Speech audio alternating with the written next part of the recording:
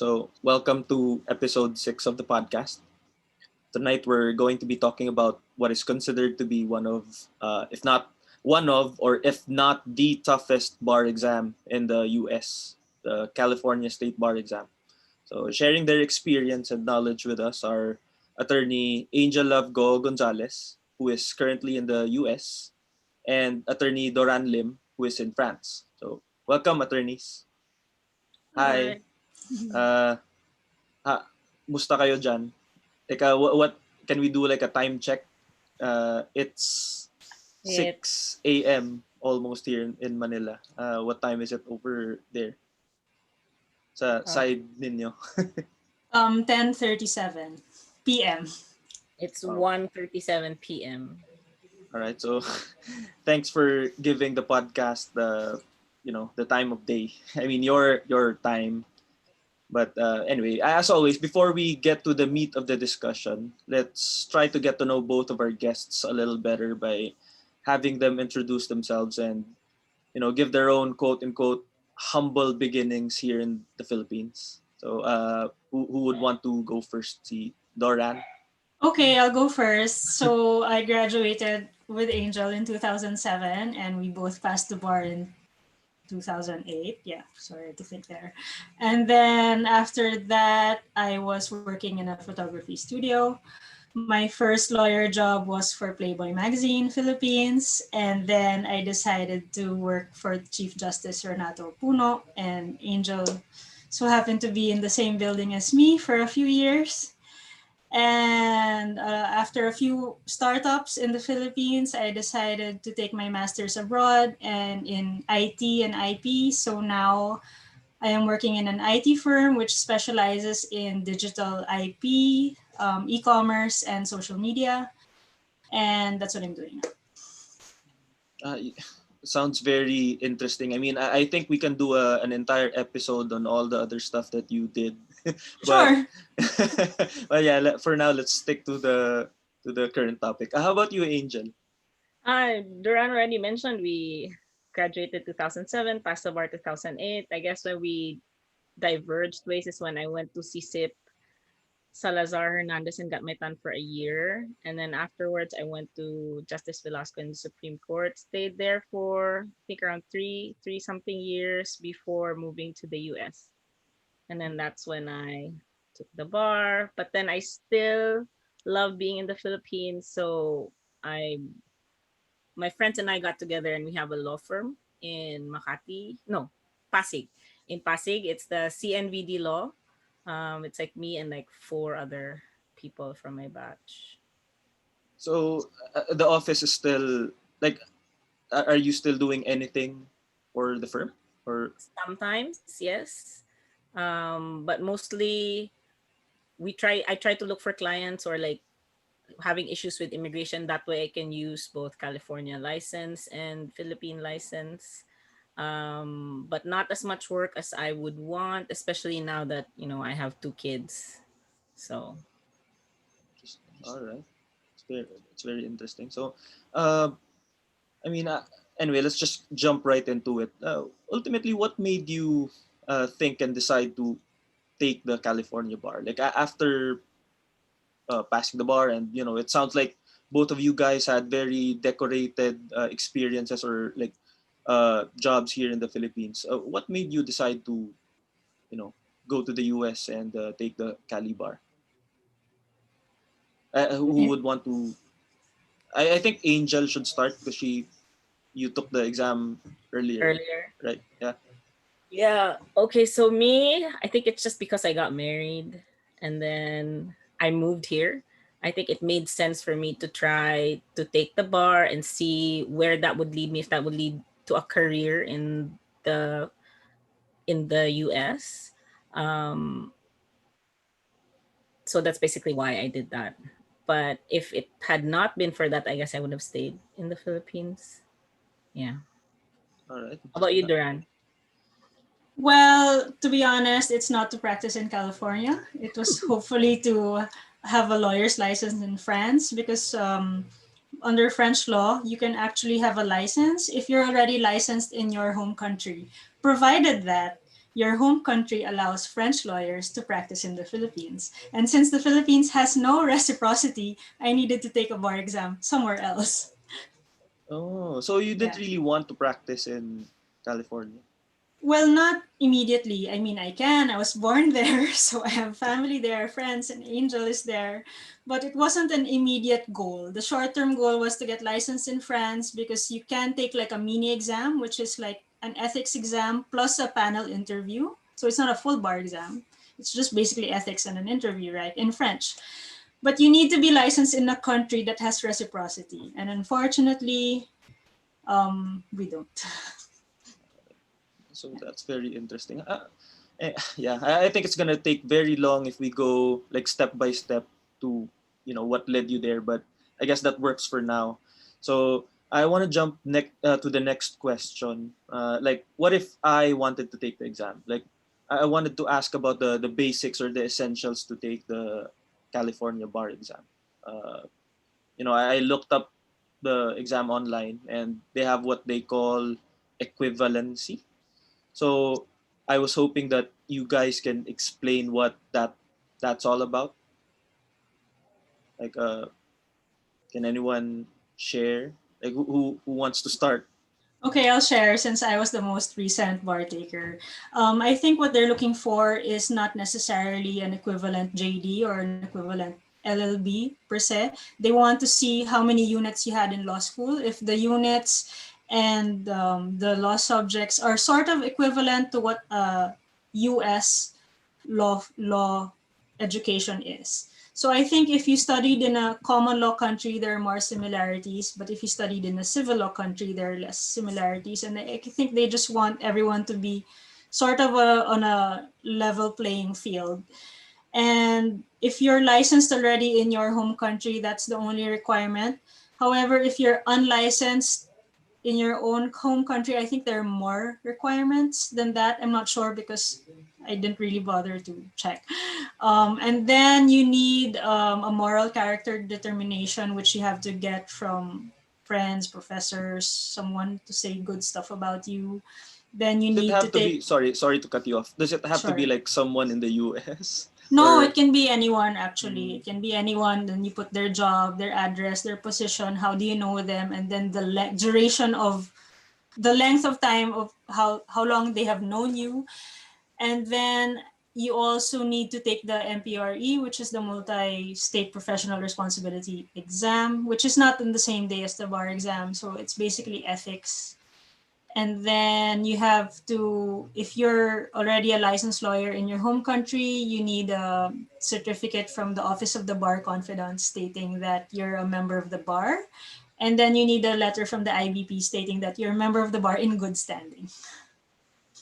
Those are two separate offices. So, yeah. yeah. Right. So that's the. Do you have anything to add, Angel? Yeah, I just wanted to point out that the moral character determination thing takes long, usually like 6 to 7 months, because if you put people from the Philippines who've known you longer, then they actually send letters all the way to the Philippines, and then they would have to wait. Snail mail is very slow, and then they would have to send it back, which takes really, really slow. So, like in my case, when you after you pass the bar and they still have not done the determination, you can't really take the oath because everything has to be finished before you can actually take an oath. I think people here in the US during their first year in law school, they already do that. So They that's start doing it early. Yeah. that's done. So it's something that they do in their first year and then they don't have to think about it. But as when we go there, we have to factor that in that it takes a longer period of time to actually do that, especially if your friends are in the Philippines. All right, that's interesting. So that's a lot of stuff to comply with. Yeah. All right, but how is the exam administered? I mean, I read that recently they've gone online. So can you explain how it works? Uh, Okay, so I'll just answer since I'm the most recent bar taker. When okay. Angel took the exam, it was 3 days. And I think somewhere in 2017, they reduced it to 2 days. Day one would be all essay, and day two would be all multiple choice, 200 questions. That would be the MBE, the multi state bar exam. So all states who follow the MBE system, you all have basically the same questions. And then on day one, which is essay, it's all California specific questions. But for the online exam, it was day one essay, day two MBE, but only 100 questions. So that was the only difference. I don't know why they made it 100, but it's just 100 instead of 200. Wait, sorry. Was your exam online? Yes. And it's I mean I got this information from the internet. Like it's supposed to be 2 days. Yeah, it's 2 days. So day one essay, California specific. Day two MBE, 100 questions, federal law. Okay, so that's and to be clear, you have to take different bar exams for each state, right?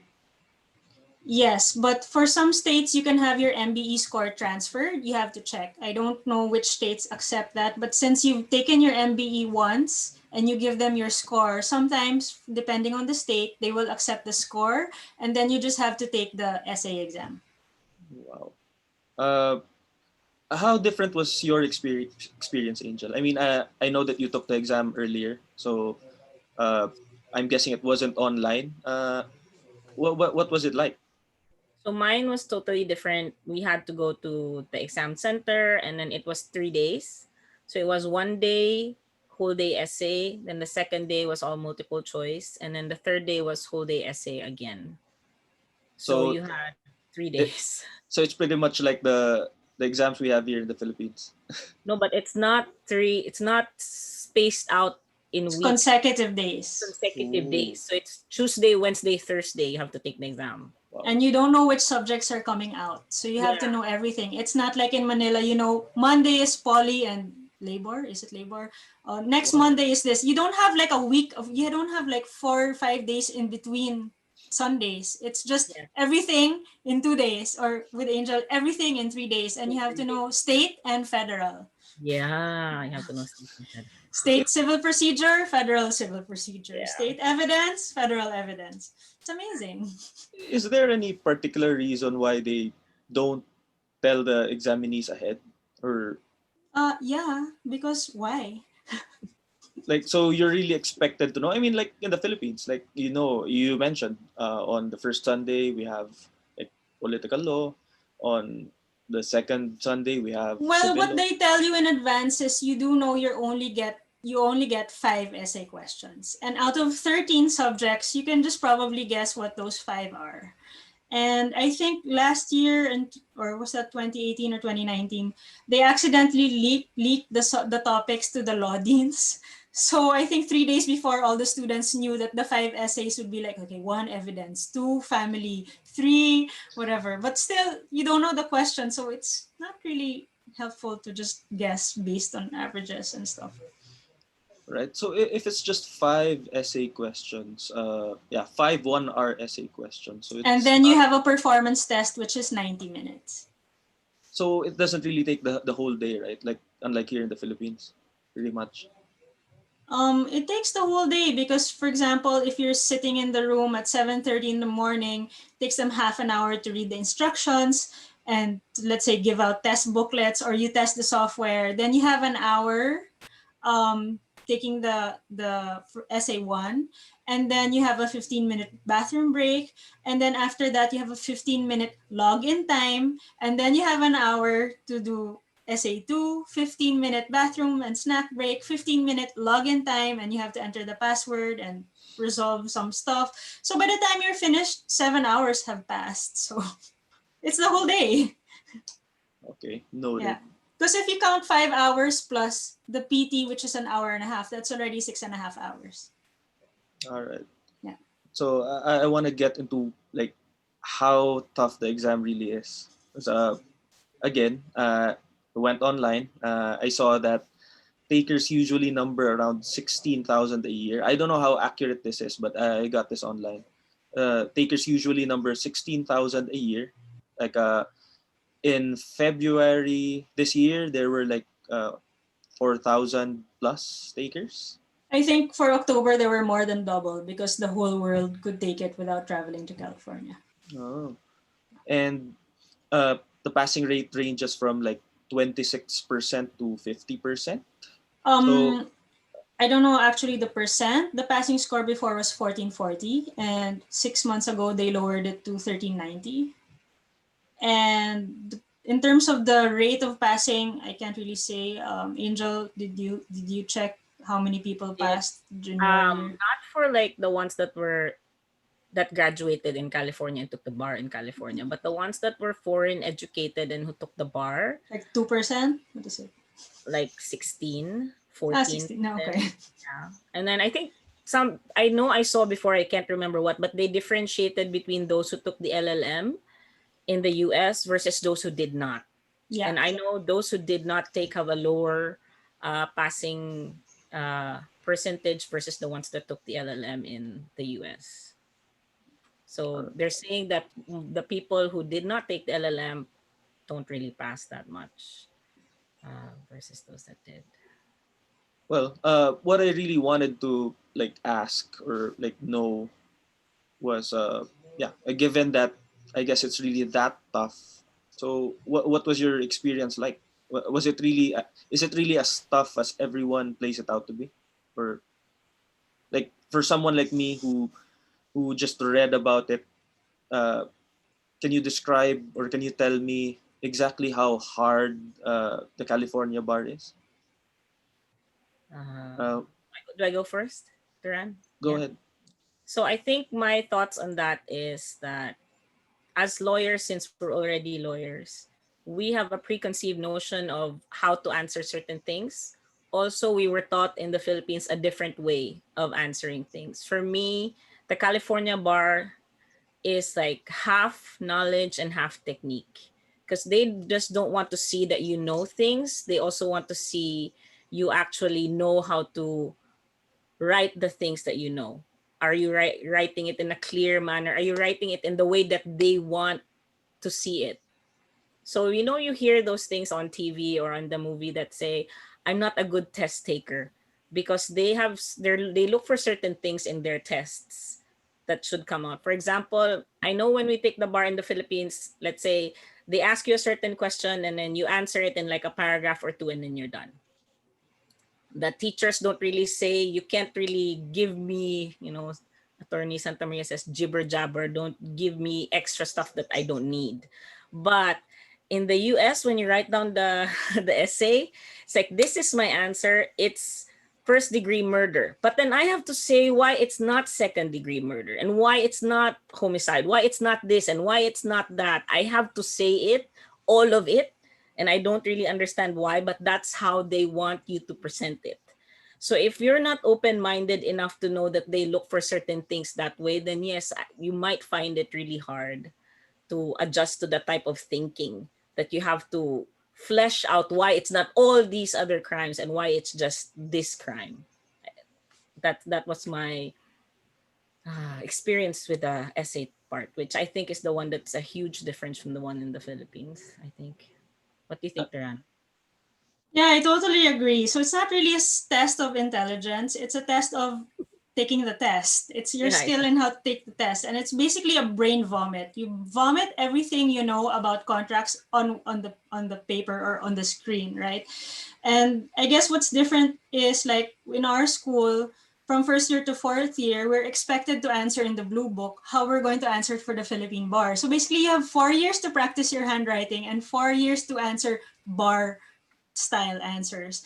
And if you're just going to crash into the California bar without knowing how the bar graders want to check it, and the bar graders get paid, I think, $6 a paper, something like that. So, or less, I'm not sure, it's online.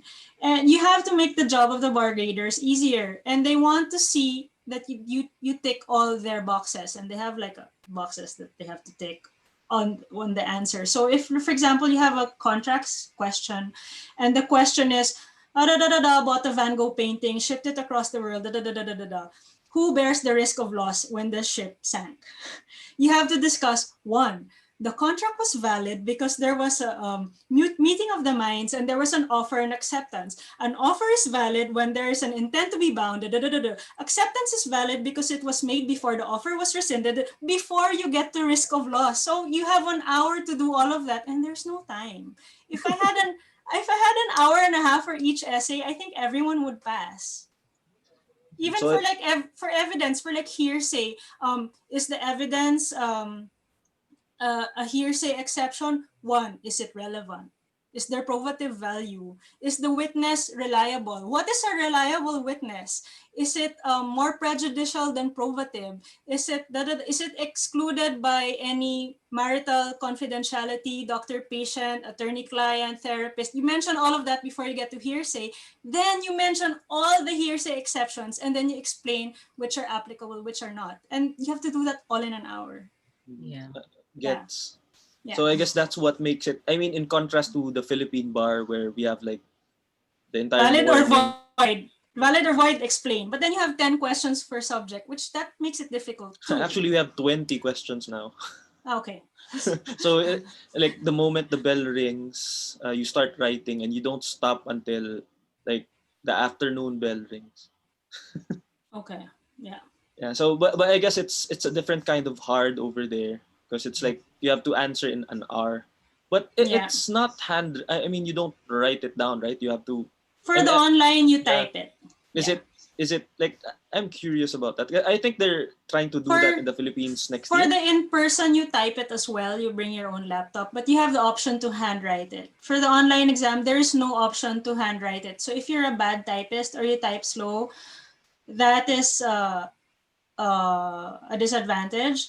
Also, with the in-person exam, you have, I think, 3 hours straight in the morning to answer 3 essays and 2 hours to answer another two essays. So if you feel that you're really good in this essay, you can do it in an hour and 10 minutes and then allot 15 minutes for the next essay and then an hour for the third. With the online exam, you can't allot any time because you have an exact 1 hour to do this, then break, an hour to do that, then break.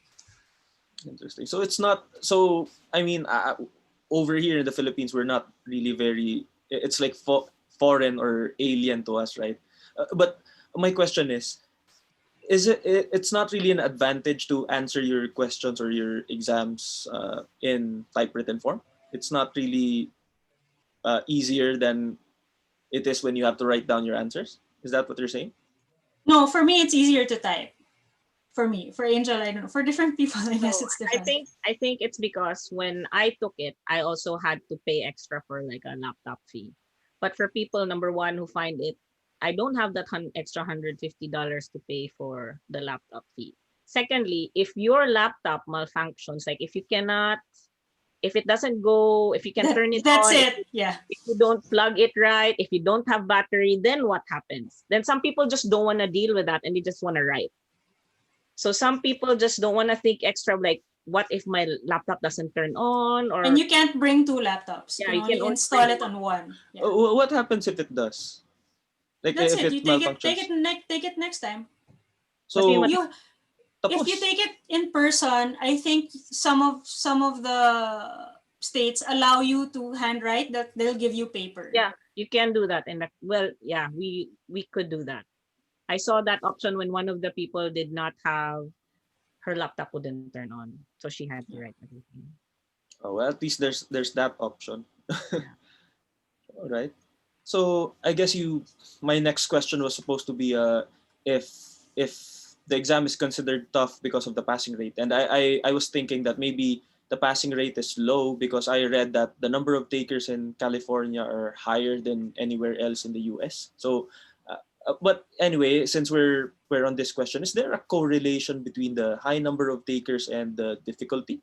Like, are they just stricter about the admission, or is the exam really that much harder than other states? Angel. I think number one, you have to take into consideration that California has the highest number of population in all the states. So that in itself fields a lot of aspiring lawyers. So that's number one. And I think number two, um, for us, when we were in law school, you had to take all the subjects that came out in the bar. That was like a non-option. But in the US, it's not. So not all the subjects that come out in the bar were required for you during law school. So I think that's a big factor when people also study it for the first time for the bar exam and they didn't even study it during their 3 years in law school. So that might also be, one factor why people are not passing it that much.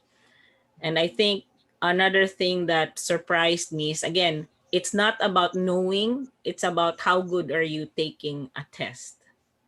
So some people are not.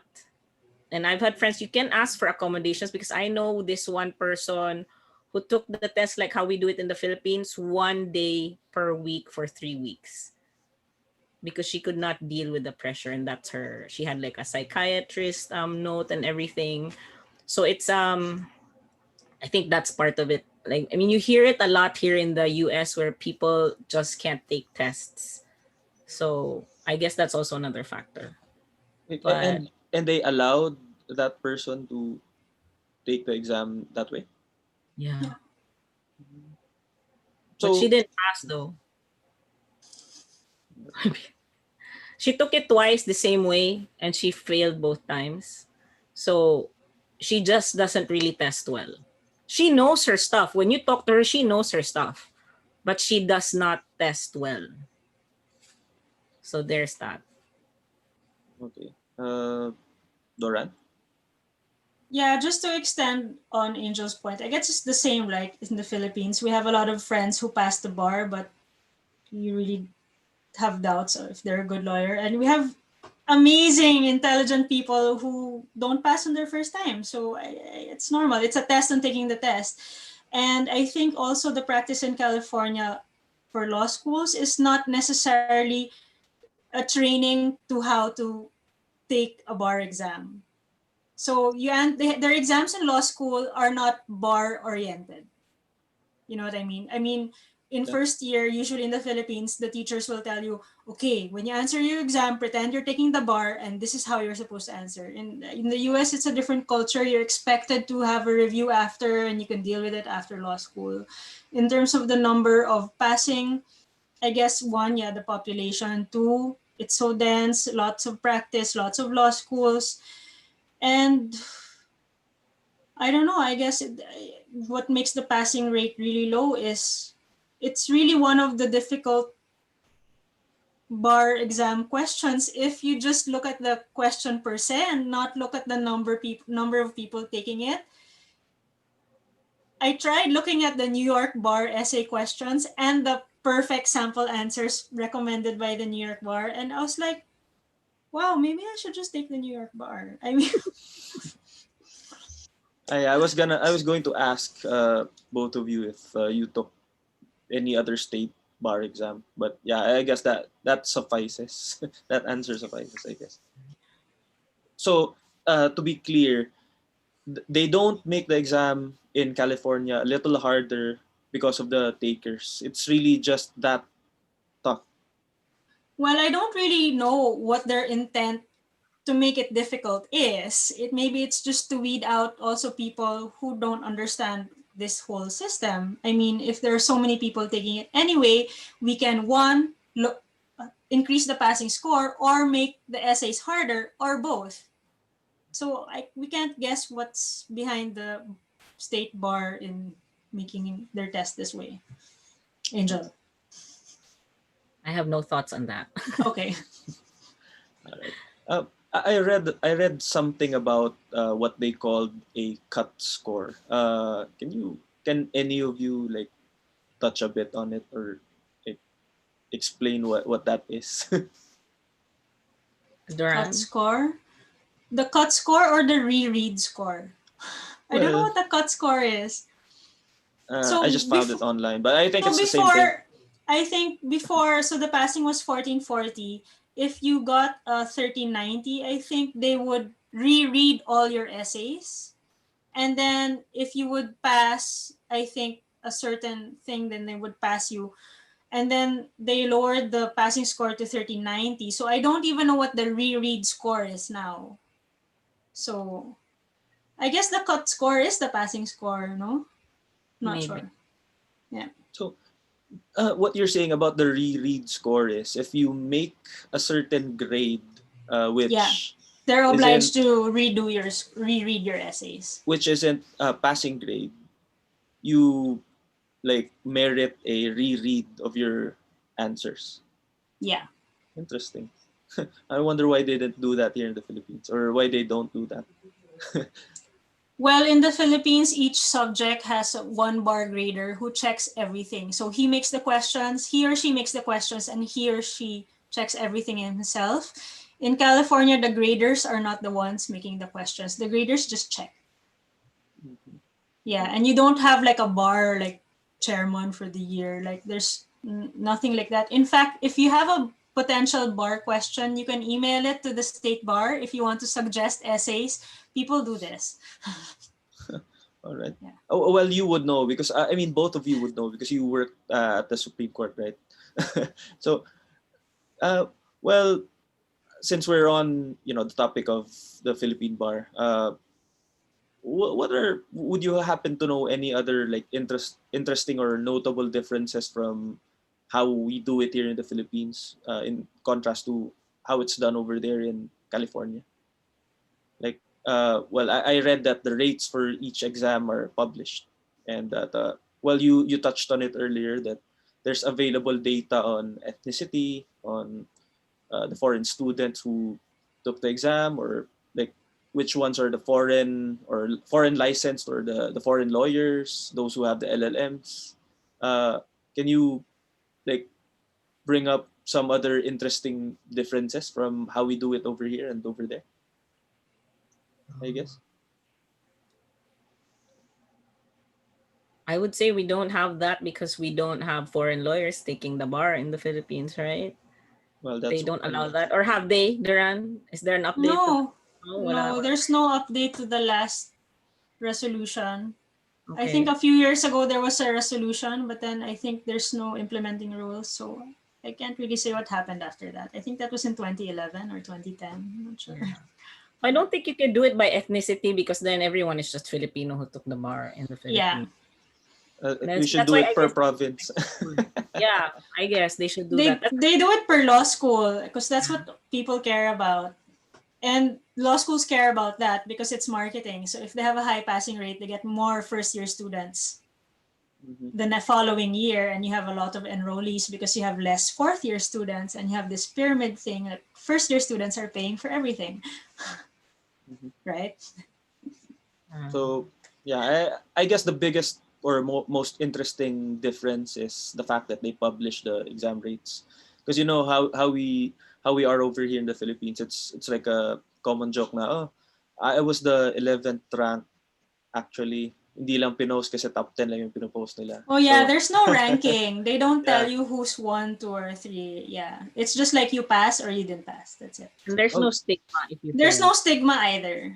I think like if you took it 3 times and you passed on the fourth, yay! In the Philippines, I think when you go to a job interview and you don't put the date of when you passed the bar, they will ask you, so how many years after your JD did you pass? And if there's like 3 years in between, they'll be like, is it because you failed or did you give birth? Did you take your LLM or something? It's like a bit dubious that it's not the year after graduation. well, Yeah. I would know. I would know. Yeah. All right. So I guess we established that the California bar really is that much tougher. So what's the best way to prepare for the bar? At least based on your experience. Who wants to start off? Angel. Uh, I can start. I can start. So as I was researching for which program to study the bar with, I came across I think three bar reviews. Number one, Barbary, which is what most people would say, oh, go with Barbary. Barbary, we know Barbary. But then when I looked it up and it was $4,000, and I'm like, I'm not paying $4,000 to review the bar. So the other one was Bar Max in the iPad. I think you paid like $995. It's 1,200 now. Okay, 200. I think 995 when I was there, and then the other one was the third one was Themis. I think Themis was then like pretty new, maybe like 2 3 years out, and then they were marketing it in a way that okay, with Barbary you just get a random person who reviews your essay, but with Themis you get this one-on-one coach reviews all your essays, and we also have a discount if you worked in the government. And I'm like, okay, I'm sold. I'm gonna go there. And then when I talked to other people also, they were actually recommending Themis and not recommending Barbary. They said Barbary is just this money making scheme and they don't really do well with the reviews. So I went with Themis. And then what they did was they gave you a schedule, like I think 2 months or a month and a half before the actual exam on what you're supposed to be doing every day. If you're supposed to be reviewing essays, are you supposed to be watching or listening to lectures or practicing answer questions and stuff like that? Then I kind of followed that, but then advanced me maybe by like a week because I know I was gonna be lazy, somewhere in the middle. Like I would cheat. There's a cheat day and it's still okay. I would not be that delayed with the program. And I think what helped was I don't think the training in the Philippines helped that much, but more like your study habits. If you already had a very good um, study culture, what would be a good Study habits. study habit? No, no, no. Like okay, just stick with study habits. If you already had very good study habits when you were like in law school, and then you brought that over when you reviewed for the bar, then I think that's a big help. Yeah. What about did you use Themis? How do you say it? Themis? You miss, yeah. Yeah. Did Doranne, did you use the same thing? No, I used Barmax because it had like a lifetime, a lifetime. If you purchase it once and it's yours forever, so you don't re-enroll in case you fail. It's just a one-time big-time payment, and it has iPhone, iPad, and web app, and everything is synchronized. So if you answer some multiple choices here, it syncs everywhere. And I was like, yay, I'll do that. And yeah, it's $1,200 for a lifetime thing. But I also had to supplement my Barmax with some books because I just felt that the outlines in Barmax were a bit too short. Um, no, but it's great that you only study something short. But it's good to know 80% of a short thing than 10% of everything. So you don't want to read everything. But then I also had some follow-up questions. So I bought a book that had like every time like I felt that Barmax didn't explain something properly, I would refer to that book.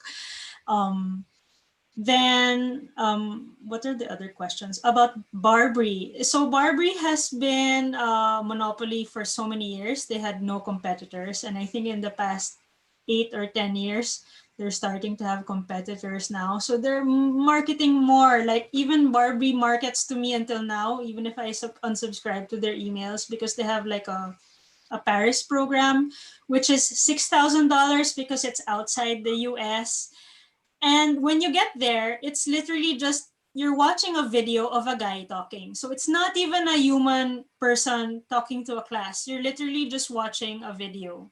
And I said, like, why can't I just watch it online? Why do I have to go all the way to the school, watch a video? Can't I just watch it from my house? Oh, if you want the online package, it's $2,000 more.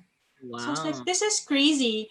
But then I think that a lot of Barbary people take it when they start working, and because right out of law school sometimes people already have a job, and usually the law firm pays for it, so they're like, yeah, the law firm's gonna pay for it, so it doesn't matter.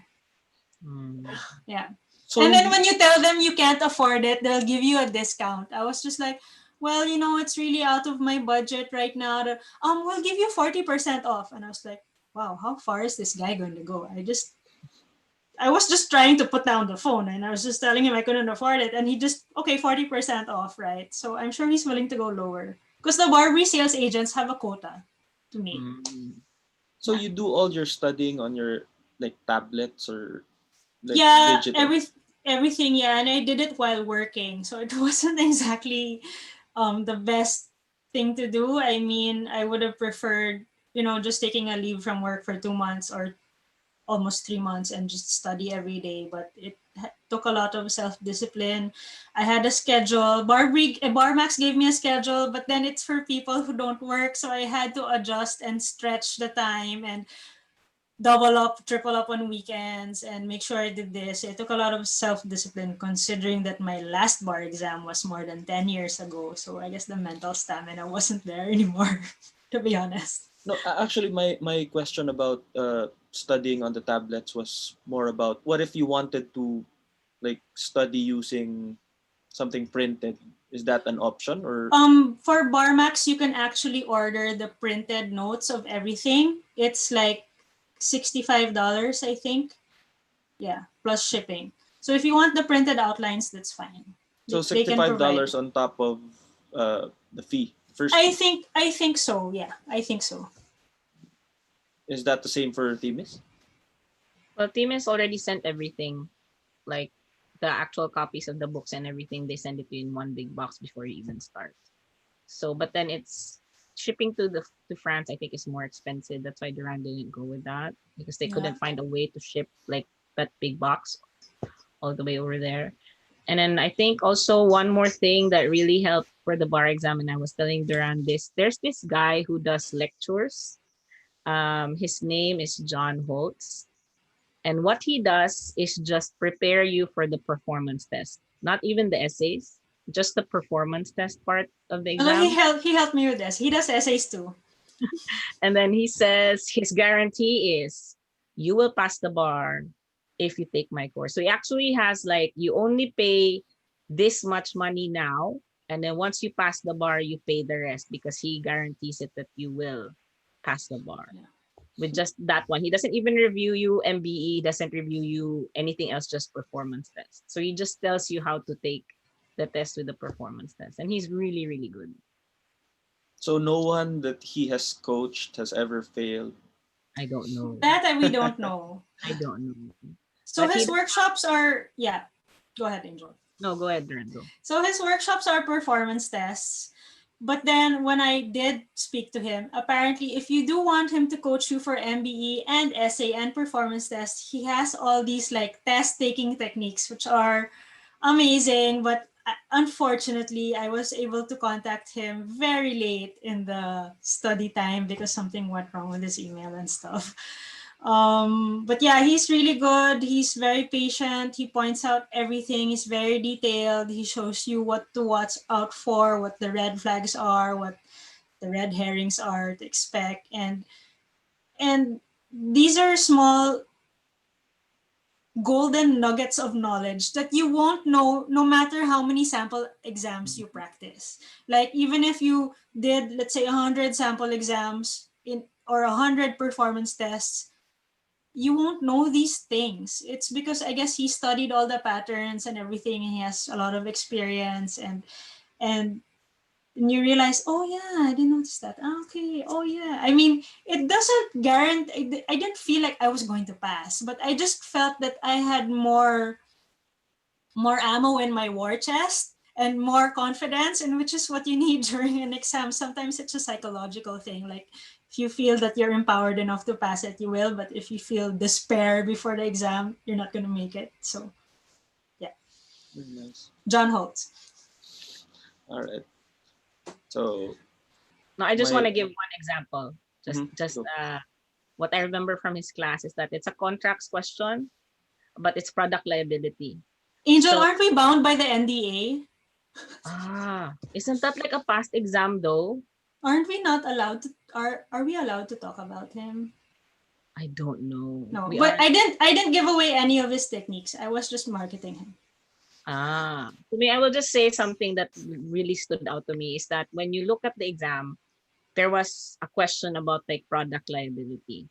And then you answered the exam the way you would answer it if you reviewed it. You might get like what 95%. But then he points out that extra 5% where you get it.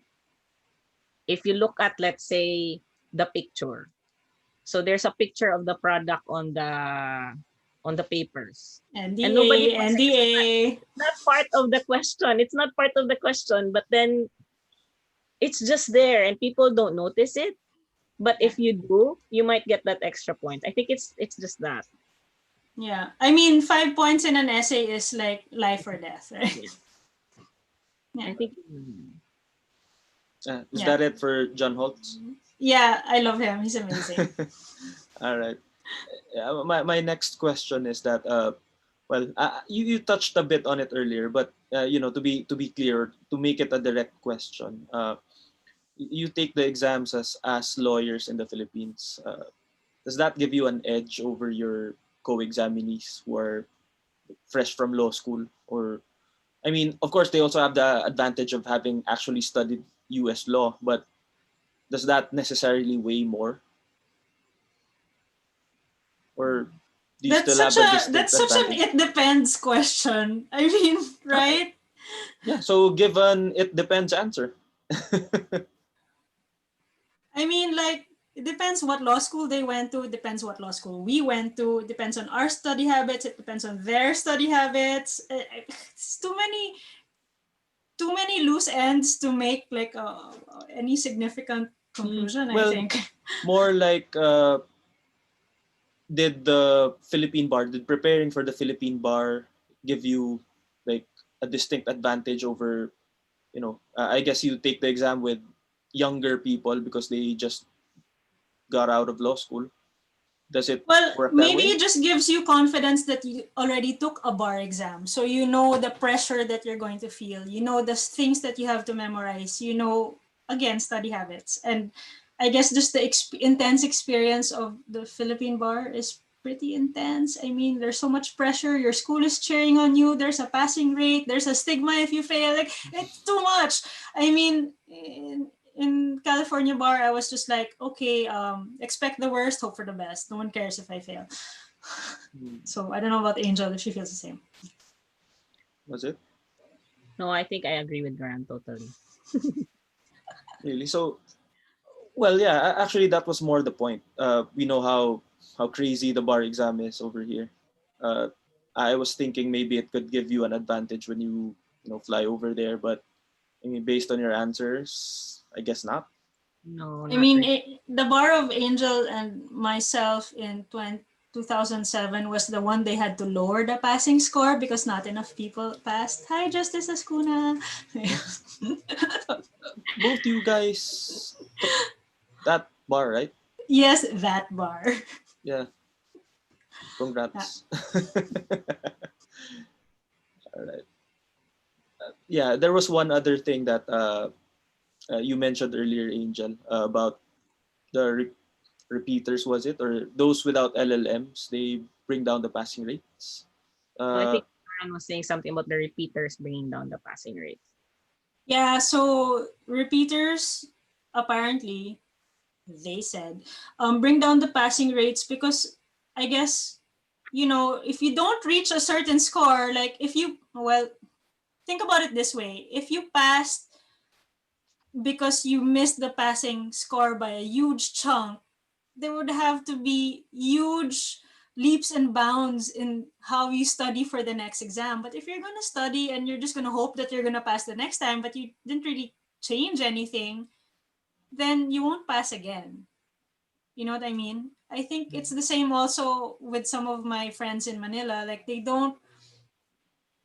just did exactly the same thing and they hope that, okay, I hope I remember everything. I hope the questions won't be as difficult. But then it's the same, so you fail. But if you realize what mistakes you made, what could have been a better essay, and maybe you study your essays that because when you don't pass, they give you a copy of your essay, so you can actually review your old answers. But yeah, repeaters have a tendency to keep on repeating. well, I guess that's not very different from over here. Yeah. Yeah, I just thought that that's really the trend, that if you flunk the first time, it's like a death note. I No, I think it's not a death because they won't even know that it's you. So it's the person's well, yeah, trajectory. He sets his own trajectory basically. I mean death note in a way that it's the universe telling you that, okay, if you flunk the California bar once, don't bother taking it again. Because I mean, here in the Philippines, Well, if you have that doesn't mindset, that's going to be your destiny. So, No, because a lot of people, when I was like talking to other people, other Filipinos who were raised here and who took law school here, but then had to take the bar like 3 times. And then there's like no stigma at all. It's not even such a big deal to them that they failed. They'll just take it again. Yeah, here also in France, I have friends who took the bar here twice, thrice, 4 times, and they're like, okay. Side comment, that's so convenient. You don't have to fly over to California. Just take it over there in Parigi. Yes, Parigi. But I Yes. wanted Doranne to come over, right? Yeah, I wanted to visit Angel and her kids and Joshua, but yeah, no. And So, go to Costco and buy pizza. so well, I guess it's different experiences for both of you, since like see Doran took the exam in Paris. So, but my question is, while waiting, what did you do? Like how soon do the results come out again? I The think results are coming out in January. So you While take waiting, I went to work the next day. yeah, I guess it's different from when we took the bar as you know, fresh out of law school, because you know, it's really the next step. You have to ponder what you're gonna do next. Well, So I went to work also after my bar exam in Manila. So, really, yeah, I I was worked in a 2 photography months ahead. studio. So I think I did the same thing here. I took the bar, studied for the ethics exam, took the ethics exam, I think like what, 3 weeks later, and then I took a long vacation and then waited for the results, which is what I did also with the Philippines, I think. It's COVID, so I couldn't take a vacation. well, but you're in Paris, so you are on vacation. Okay. But Well, as my father used to say, work is a vacation from poverty. So, good. Alright, good. That's a good one.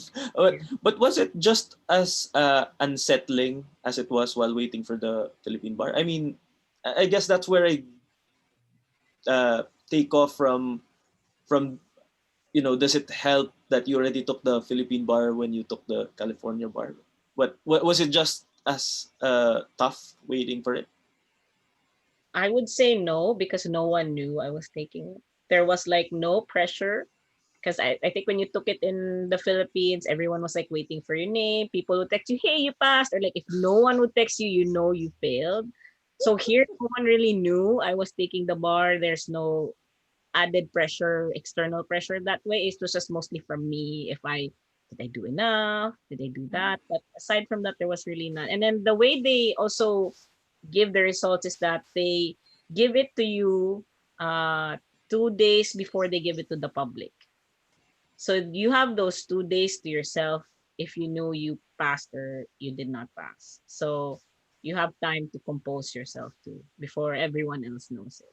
But then here, no one was really checking for my name anyway. So And yeah, that and the pressure in Manila is just crazy. Crazy, really crazy. I mean, especially me, I knew two of my professors were making a bet whether I passed or I failed. So that alone was huge pressure for me. grabe. Bakit no? Why would they do that? But that's another podcast. All right. Uh, yeah, I lost my question, my train of thought. But yeah, yeah.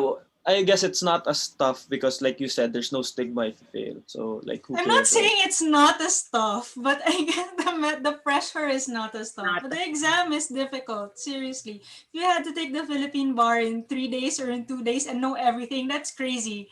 mhm. Seriously, think about it. And for Yeah, the I US mean, bar, you have state and federal, and you're confusing all the Civ Pro and evidence of state and federal, and you're going nuts. So I'm not going to downplay it. It's not easy. It's not easy.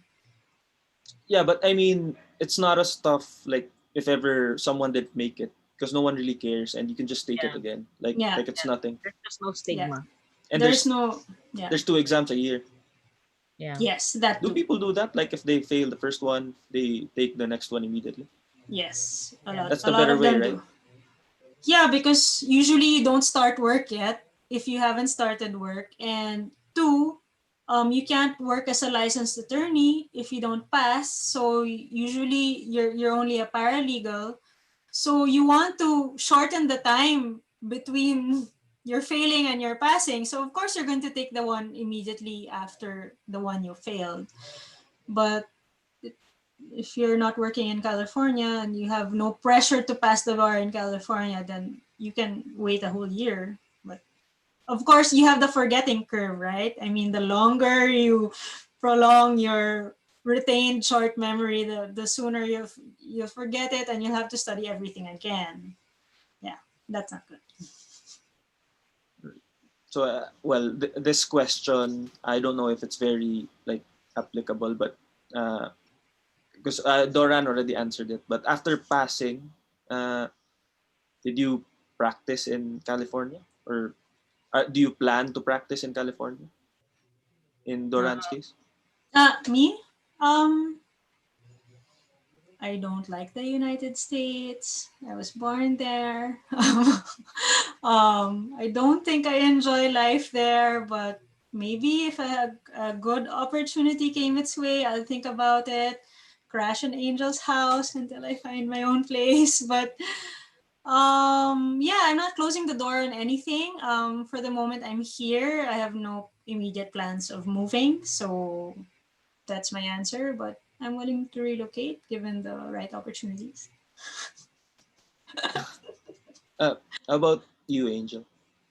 what I did was when I passed the bar, I volunteered to certain places. I eventually got hired, but then I got pregnant. So I was like, I'll just not work. But that was just a personal decision for me. Like I didn't find because what I worked for was like a legal outreach clinic, and most of their cases were domestic abuse and domestic violence victims. And I don't think the emotional toll would be good when I'm pregnant. So I kind of decided maybe I shouldn't be doing that type of work while I'm pregnant. So I stopped for a while. And you're not planning to like practice over there anymore. I mean, Well, on on the flip side of Doranne, I want to relocate to Europe and then crash in her pad while I look for a job, maybe, in a few years. Do it, do it. yeah, I guess my next question is a little like related to that. Uh, I mean, Doran already explained it, but I mean, how does that work? How did your? I mean, it was about the what was the term again? About why you had to get a license in the U.S. or anywhere else other than the Philippines for you to practice over there. What was the Yeah, term? there was no reciprocity in the Reciprocity. Philippines. Yeah. Yeah, yeah. So I guess that answers my question. Did your California license translate into anything? I'm still waiting for the results, so I have no idea. Oh, But yeah, well, I do want to get licensed in at least one EU country. Since there's the European Union thing, if I have a license in any EU country, things would be better. But then I also realized the lawyer culture is also different in France. Unlike in the US, if you're not licensed, technically you're just a paralegal. So in France, it's different. Well, you can be an in-house counsel. You can work in a lot of companies. You can't just go to court if you're not a licensed lawyer. So you can be an in-house counsel. In fact, if you're an in-house counsel here, you withdraw from the bar and you don't pay your bar fees, all even right. if you're licensed. Because the philosophy behind that, well, here is once you become an in-house counsel and you have one client, let's say if you're an in-house counsel for Apple, your only client is Apple, you're not independent counsel anymore. And if you to be a member of the bar, you have to be independent counsel. So you lose that. You cannot promise to be independent once you're working with for only one client. So a lot of in-house counsels are not bar passers, and there's no stigma behind that. It's more of like your work experience, the school where you came from, and yeah. And as for me, it's a bit difficult because like, what is the Philippines? Who cares about this country? What is that school? And then I have to educate a lot of the people who ask me, like, well, our constitution is highly based on the US Constitution, or penal code is the Código Penal, or civil code is based on the Napoleonic Code. So see, we have lots of similarities. And they're like, oh, really? Maybe I should read more about the Philippines. I'm like, yeah, you should. Angel, Yeah. like same question. I mean, did the California license translate into anything, or current practice or anything? No, like what I said earlier, it's just that now I can charge people when they ask me for immigration stuff, I guess. And then, refer them to my law firm in the Philippines.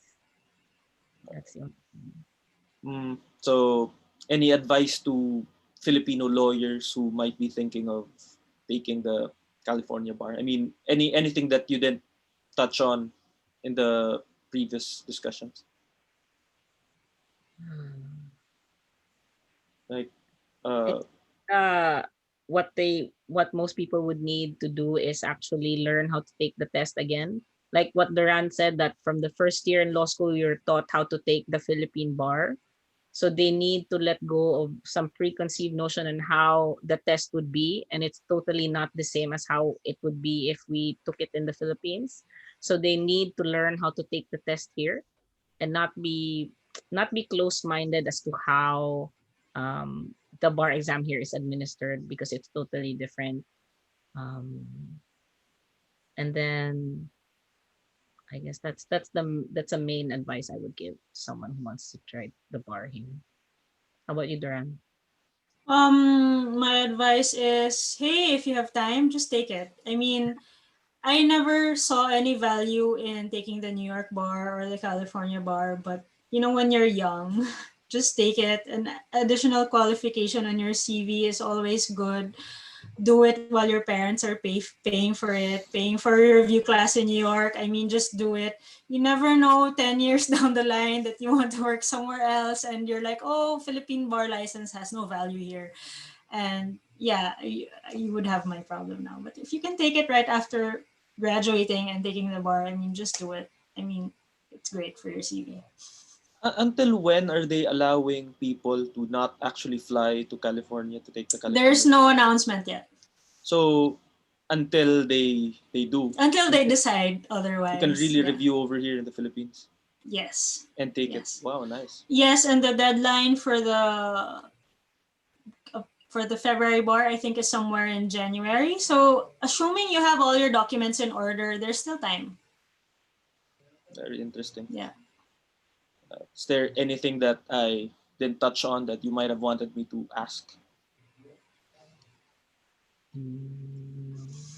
Anything that you wanna? No. Well, this is like a common question I ask to everyone. Although you might be like out of touch na kasi you're not in the Philippines. But uh, like, how do you prefer to be addressed? I mean, I already know your answers, but I want you to like give your answers here. Like, do you prefer being called attorney or first name? Yeah. First Not name. first name and never Pañera. I'll just hate you for life. I Like, hate this word. ever since, like, even while you were here, was that the same thing? Yeah. Yeah, it's the same. Yeah. In fact, being called attorney, it's like it draws attention to people, and Yeah. I hate this. Yeah, I never I want to don't point like. out that I'm a lawyer. I don't. Yeah, I think it just invites more um Scrutiny. away. yeah, or it invite, like, can you imagine when you're sitting at the table in a wedding? There's 12 of you in the round table, and some of them find out you're a lawyer. Oh my God, you can't go home. People ask you all sorts of stuff, and I hate this. Yeah. What I always remember is from A Few Good Men. Like, if you call me sir, I turn around and look for my father. So it's the same thing. You replace sir with attorney. Yeah. Yeah. Yeah. All right. And we're So and we're the only country that does that. It's a bit bizarre. yeah. Well, it is what it is. Yeah. So any, that was my last question. So any parting words, greetings, shout outs. Greetings. I'd like everyone to join my NGO if you have time. It's an NGO against cyber violence and cyber hate, victims of cybercrime. It's respectzone.org. And we help, again, hate on social media, hate on the internet, there. And if you have any questions about it, you can shoot an email, follow us on Instagram. Yeah, thank you. Yeah, how do they get in touch with the NGO? You can go to respectzone.org or you can email Doranne at respectzone.org also. Yeah. We will have future partners in the Philippines coming up, probably starting January. So I'm going to see you guys soon in person. Angel? Oh, wala. Nothing. Nothing? Not even hi to the husband or anything? I don't think he's gonna listen to this. Is he? Or family at home? Well, I just say hi na lang to my partners in C and VD Law. Hi to Carl, Trish, May. Hi, Den. Hi, Trish, Carl, May. Hi to And to Sherwin. hi to Jessica Faith Go. Yeah. All right. Yeah, yeah. All right. So I guess that's it. Thanks so much for like giving me what it's been an hour. Thanks for giving me time. I know it's like late in the evening over there in Paris, Doran and Yeah, Angel. Thanks midnight. for yeah, midnight. So thanks for taking time out from your kids to talk with us today this afternoon. Yeah. I really appreciate it. So, right, guys, that's a wrap for this episode. Uh, Stay Thank tuned you. for yeah. It was a pleasure being on your podcast. Thank you for No, inviting no, thank us. you. The pleasure is all mine. So Okay. thank you. So please stay tuned for the next episodes. I'm going to try to have like at least two more this month since everyone's gonna be at home on vacation or on holiday. So we're gonna try to make up for the lack of episodes from last month. So stay tuned and just subscribe. uh, Check out the page for any new content. So thank you.